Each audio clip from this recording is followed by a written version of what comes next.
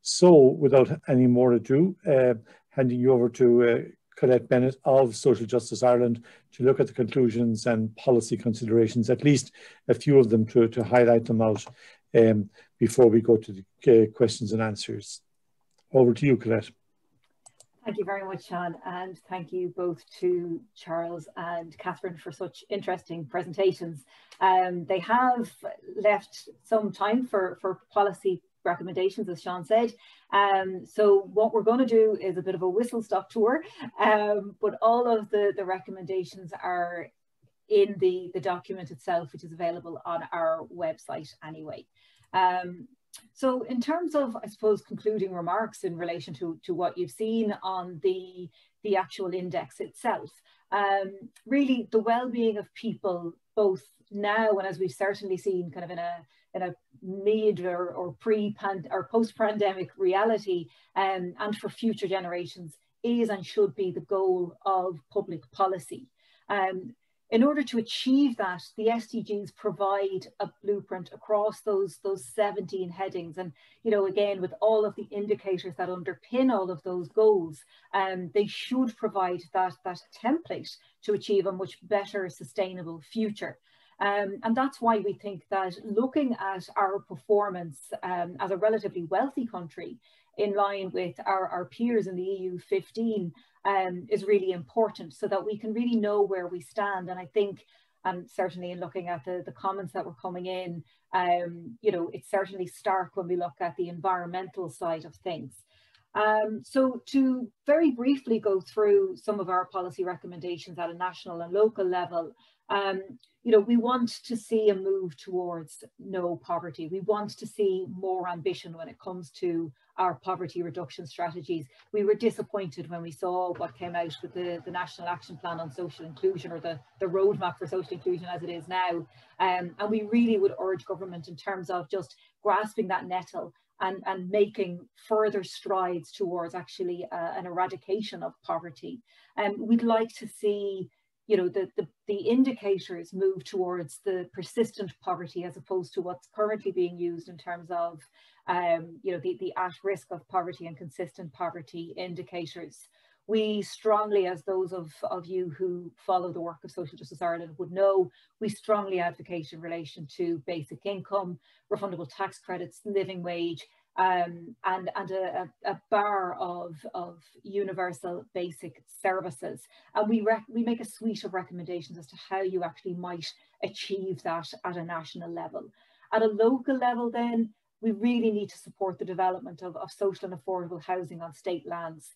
The home is so important in terms of eradicating poverty, and in terms of what flows out of that in terms of health, in terms of education, in terms of the ability to access work if that is available. So, you know, we really strongly ask local authorities to stop selling public lands and to actually start building on them. Anything that is suitable for residential construction should be used for public housing.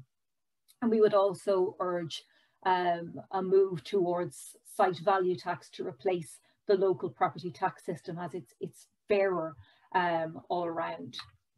In terms then of no hunger, there should be more research in relation to food poverty. So Catherine spoke in relation to, you know, the EU experience of obesity, and there needs to be more research in relation to nutrition and food poverty and how those two are linked, given the fact that, you know, there is a disproportionate connection between the amount lower income households spend on food and those of higher income in terms of the proportion of income that is spent on food. That food should be nutritious, and therefore there needs to be some research in relation to, well, how is that spending flow, and how can we create better conditions in relation to that. We saw last year with the closure of schools that the Hot School Meals programme was so very important to those children that are actually accessing it, and that the expansion of that while schools were closed last year was very welcome. We'd like to see that expanded further, obviously, at a more national level, and to particularly target certain children. At a local level, we'd like to see more funding for research on local initiatives, so, you know, short supply chains, sustainable food production, and farm to fork initiatives. In relation to good health, we welcomed in Budget 2021 the amount of allocation that was made in relation to health. Now, obviously, a lot of that had to do with the fact that we were in the depths of a pandemic, but certainly the commitment in relation to the infrastructural fund for Sláinte Care was very, very welcome. And we'd like to see that being built upon year on year. We need an increase in the number of community beds. We have seen the impact that our very high occupancy rate in acute services has had. We've also seen the impact and the stressors on, on critical care, on ICU, on frontline workers. So we need to engage in both community healthcare networks, increasing community beds, supporting carers, providing greater home care packages, more home care packages, and step down facilities. Realising the commitment in relation to a statutory right for home care that was committed to be rolled out sometime this year, but will likely be delayed again. And we want to see mental health services properly resourced, particularly as we start to kind of come out of the pandemic. We have seen older people cocooning. We have seen people lose loved ones and not be able to attend funerals. We've seen people who are distant from relatives, and all of that is anecdotally having an impact. So that needs to be looked at in greater detail and resources put behind that to support. In terms of local level, we need to support the integration of community health networks, primary care health networks, and GP-led community healthcare services, and also the rollout of SMILE of Sláinte, as part of primary care provision in terms of dental work.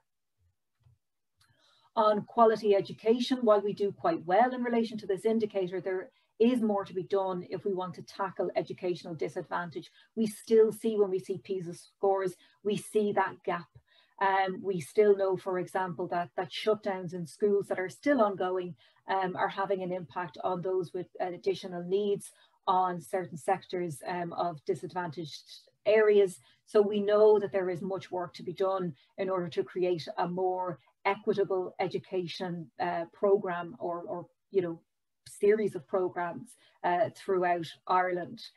We also need to invest in relation to lifelong learning as part of the human capital investment strategy. We need to address our needs that Charlie talked about and Catherine talked about in their piece, and to adopt and implement a national financial literacy strategy, because as we are seeing, as this recession continues in terms of the impacts of the pandemic on the economy, and as we start to kind of move further into later this year and next year into addressing what happens next, we are going to see whether or not many of those 600,000 plus people currently on the live register, including over 500,000 in receipt of the pandemic unemployment payment, how many of those are going to see unemployment once the pandemic passes.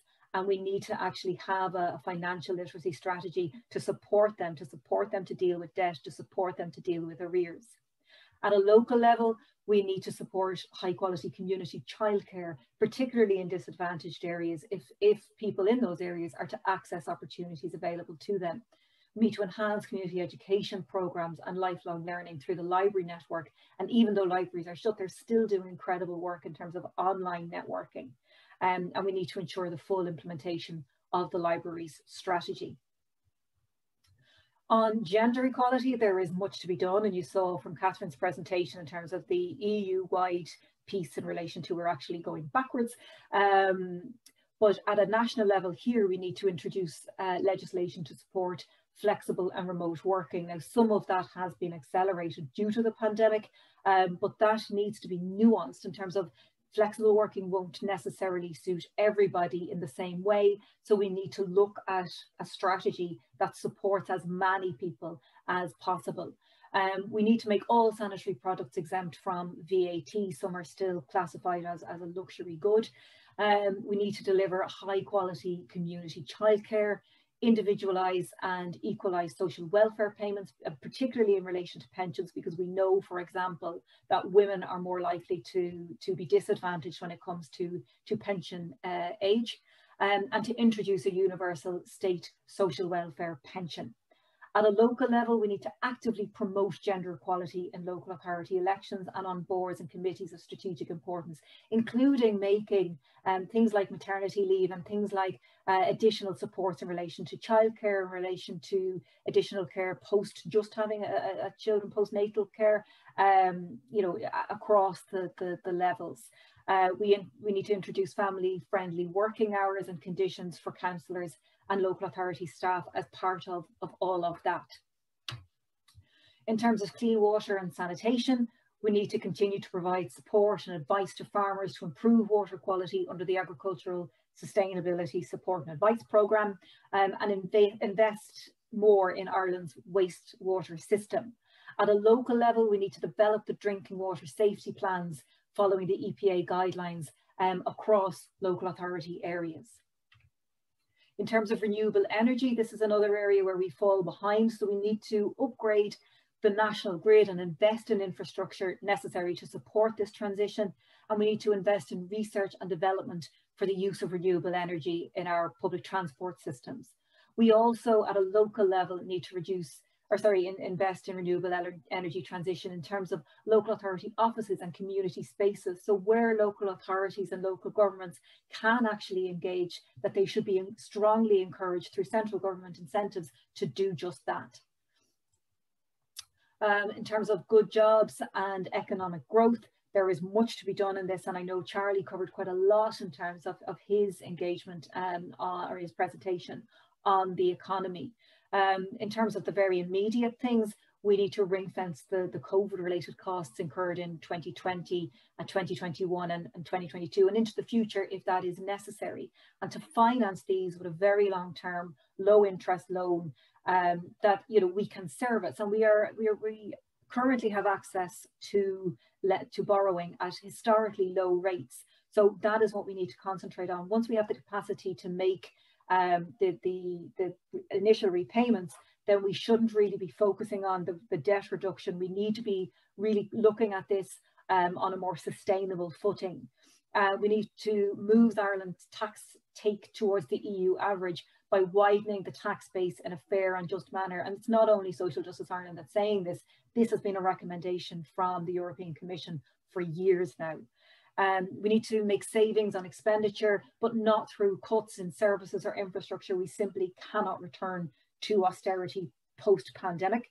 We need to adjust the EU's fiscal rules to cope with the post-COVID reality. And I know that there were some temporary measures last year, but they need to be broadened into the future. We need to increase the minimum wage to the level of the living wage, and we need to really look at the incredible work that's been done by the Living Wage Technical Group in terms of what is actually making the living wage increase at the rate that it does, and what can be done across a range of policy areas to actually bring those two together, to align those two in terms of the minimum wage and the living wage. There are many other policy recommendations you can see there, but in terms of a local level, we need to review the sustainability of jobs that are created through the LEOs, and to develop plans to ensure the security of decent work and to reduce that kind of precarity of work that we have seen pre-pandemic, and you know that has been responsible for many job losses due to the precarity in certain sectors. In terms of industry, innovation and infrastructure, we need to invest in initiatives that strengthen the social infrastructure, so schools, primary care centres, social housing and so on. These should be key to any recovery and resilience plan. We need to support a minimum corporation tax rate of 6% so that large corporations or multinationals contribute to the sustainability of the community in which they are actually situated.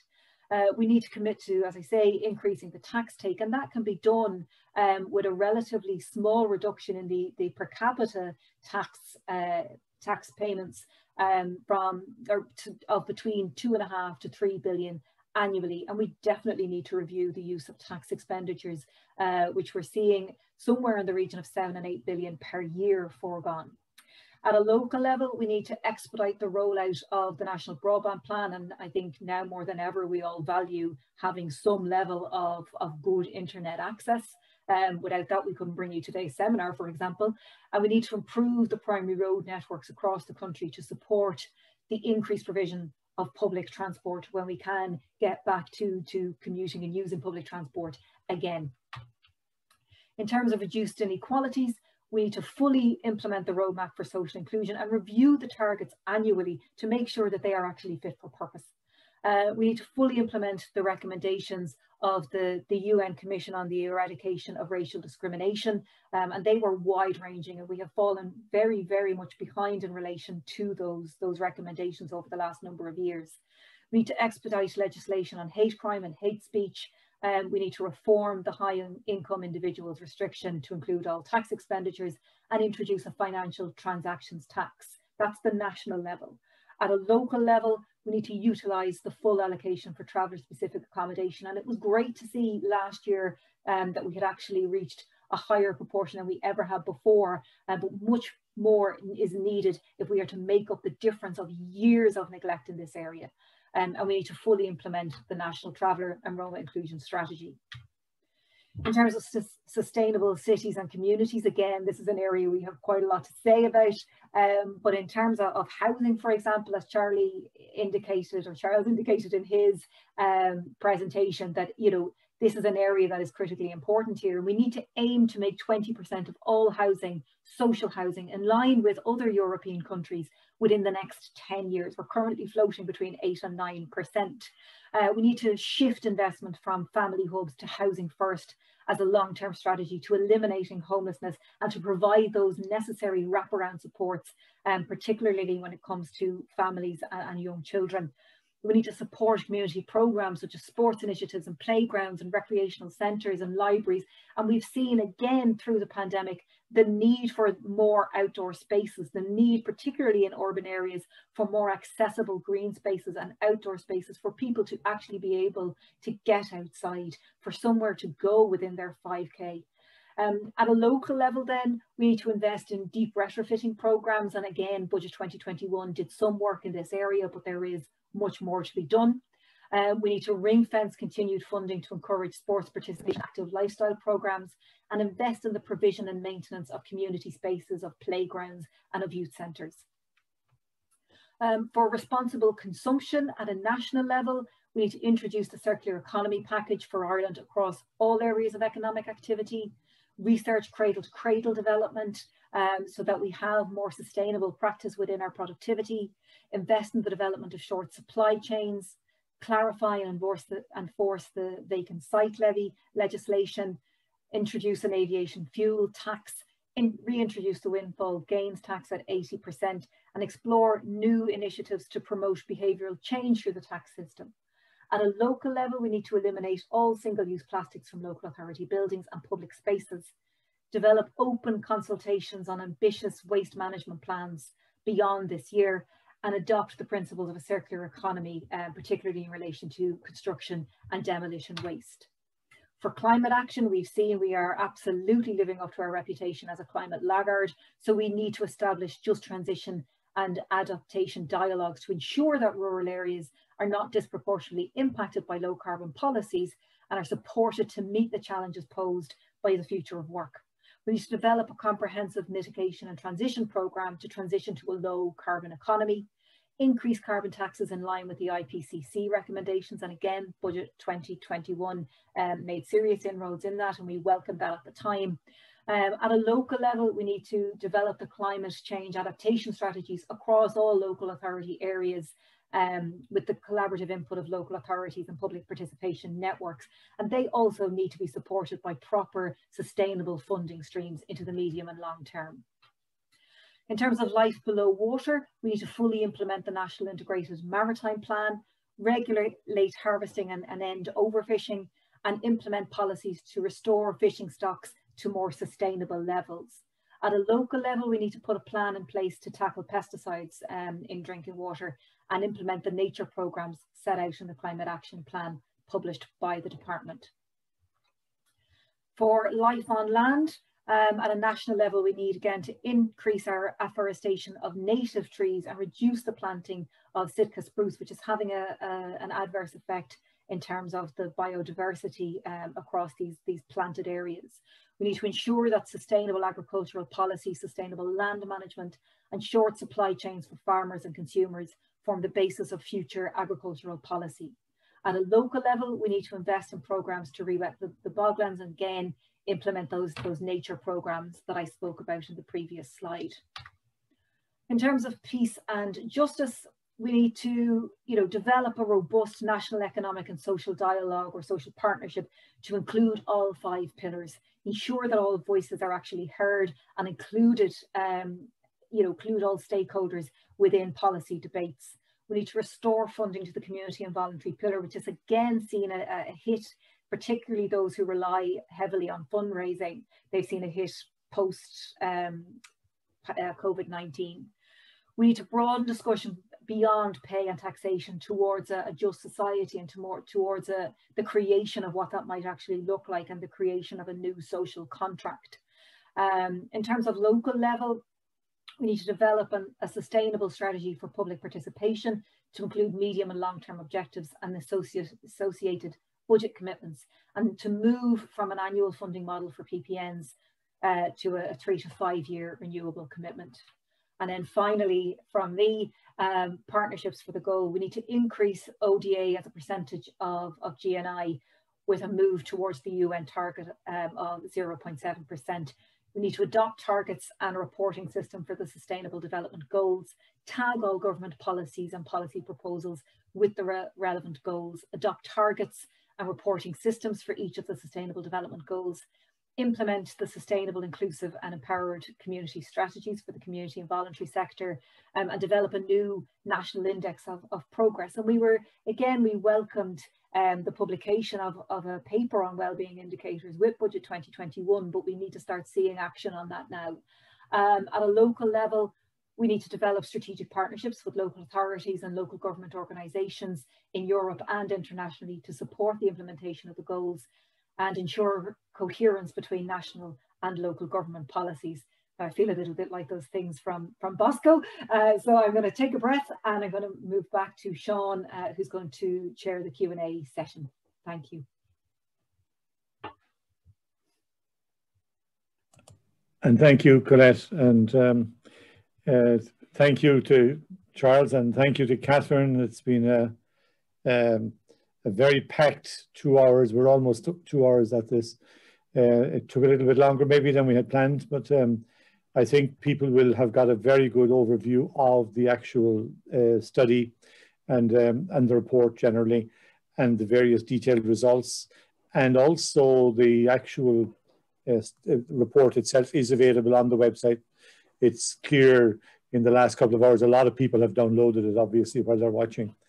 A lot of the Q&A that was raised has actually been answered by panelists, and so I'm just going to point to a few things. And maybe first, there's a question from an anonymous attendee for Catherine Kavanagh. Is the relationship between educational attainment and the subsequent ability to find a job in that field, or a job that pays the same average income as a job in that field in Ireland, meaningfully measured in any way? Thinking of the efforts to reduce the brain drain and keep the best and brightest students in the country, rather than generations continuing to move abroad after receiving their education in Ireland. So just the short answer is really, Sean, no, there isn't. There is no, I mean, you know, the Higher Education Authority do produce the list of first destinations of graduates, just to see, you know, whether they have found employment. But there is no meaningful data where we can assess where graduates who have, I mean, the measure, I suppose the measures of all these outcomes tends to be things like the level of the amount of people who have the qualification, the amount of people who, the population who have the population. That tends to be the measures that we look at, rather than, and of course we do measure things like the employment rate and possibility, but of getting employment straight after graduation. But it's very difficult then to see what might happen 2 years down the line if people do decide to emigrate for very good reasons, for financial reasons, better jobs, better occupations that pay better elsewhere. So the answer to that question is, great question. Unfortunately, we don't really measure it in a real meaningful way. An answer, but that's good. Thanks a million, Catherine. Charles, if you can turn on your video, that'll be fine. That's good. That's good. And Catherine, keep your video on as well. I think the idea is that we're all on the screen for this. Great. Yeah. There's a question coming up from Roisin Markham. Is there a plan to address COVID impact on these findings? Well, I suppose the first thing is that the reports that have just come out, the UN have produced their most recent report there not so long ago. Eurostat similarly, and certainly the Jeffrey Sachs report, all three reports have said that they expect the impact of COVID to be very significantly negative on attainment and achievement of most of the goals.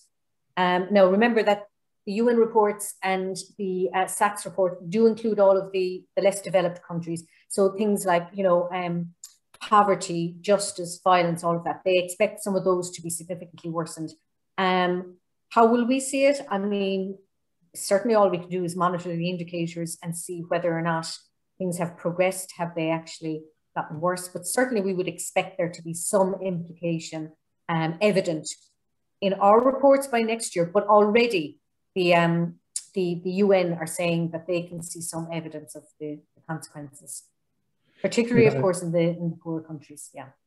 And I suppose that's what one would expect anyway. So that will provide a bigger challenge then that has to be addressed in due course. Aidan, this looks like an awful lot of questions to Catherine, but Aidan French is the next question, and it's to Catherine as well. May I suggest you consider other indicators in terms of linking health and well-being outcomes to quality of place, which in policy terms is strongly determined by spatial planning. For example, quantity, quality, and accessibility to play spaces and opportunities.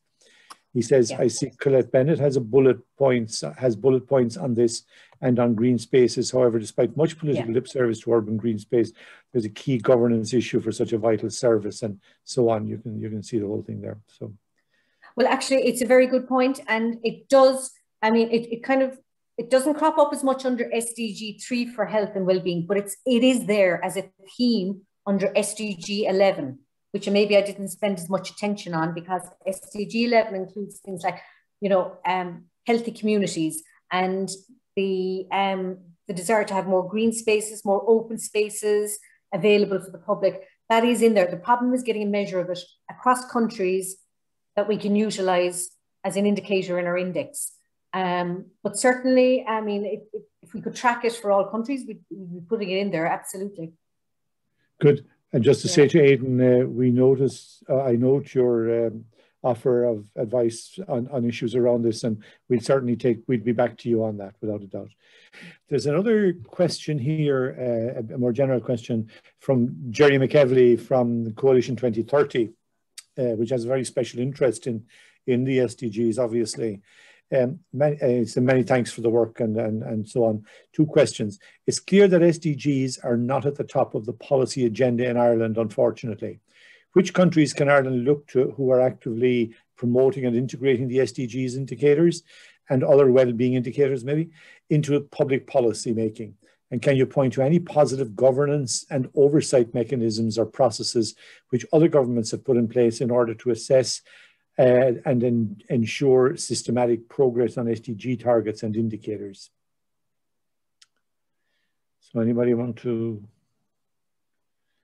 Well, I might just say that certainly, I mean, the Scandinavian countries, I think, they top the rankings, and that's not just by accident, and equally it's probably not by accident that some of the countries like Portugal and Italy and Greece, that they are at the lower end, So, I mean, certainly when it comes to the environmental indicators, Ireland does very badly on most of the goals.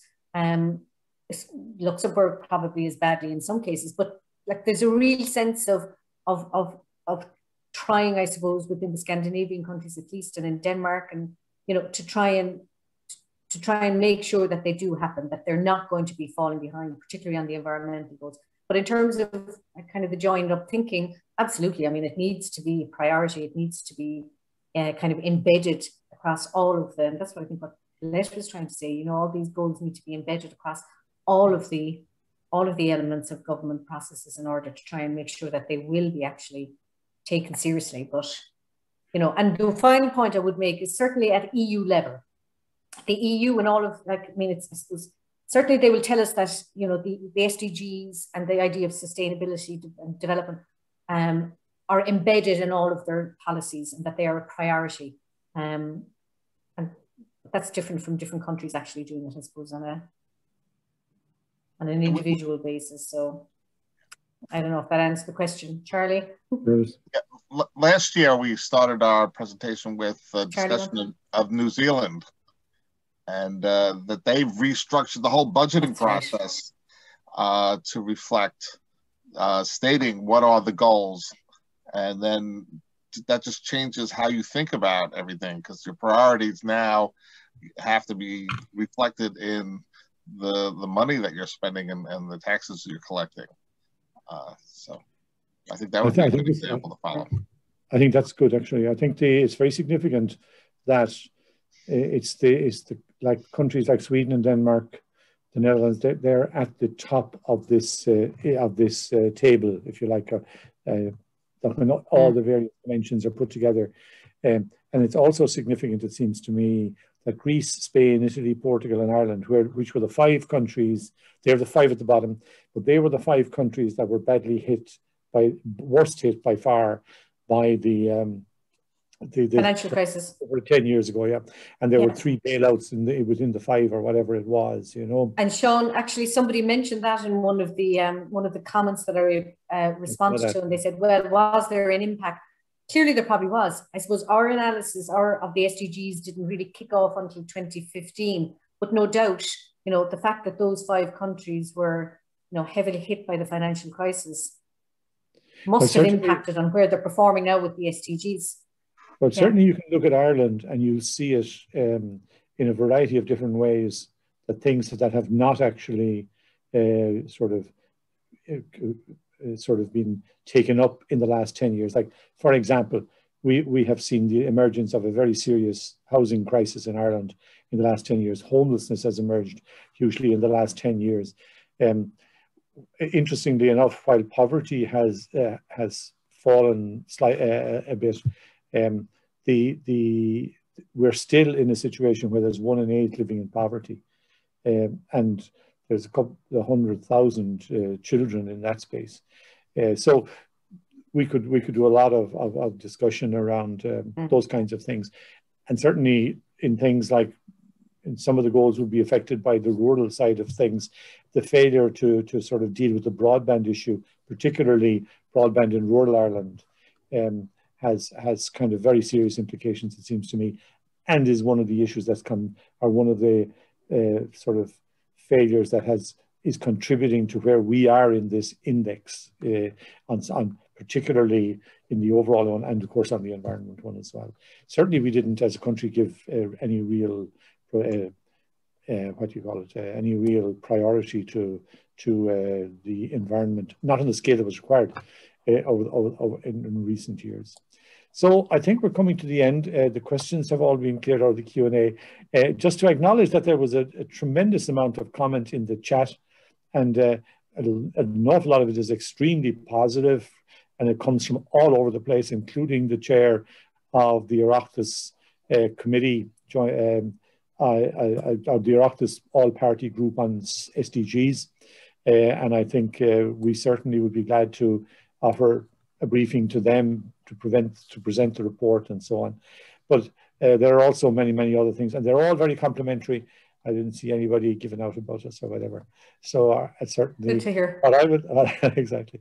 What I'd like to do, finally, we're 10 minutes over, but just to say a very sincere thank you to Professor Charles Clarke and to Dr. Catherine Kavanagh, who have put a huge amount of effort into producing this report, and then to also pay a special compliment to Colette Bennett from Social Justice Ireland's own team, who has taken a lot of our positions and sort of showed how they actually fit very well with the conclusions that are being taken on the Q&A, or sorry, on the actual index itself, coming up with both national and local recommendations for each on policy for each of the 17 goals. And I think that came together very well. So a special thank you to for all the work that went into it, and a special thank you to all the participants. And so many of you are still here 2 hours and 10 minutes later, but that is impressive. And we really appreciate it and say thank you very, very much to everybody who has been part of it. Thank you.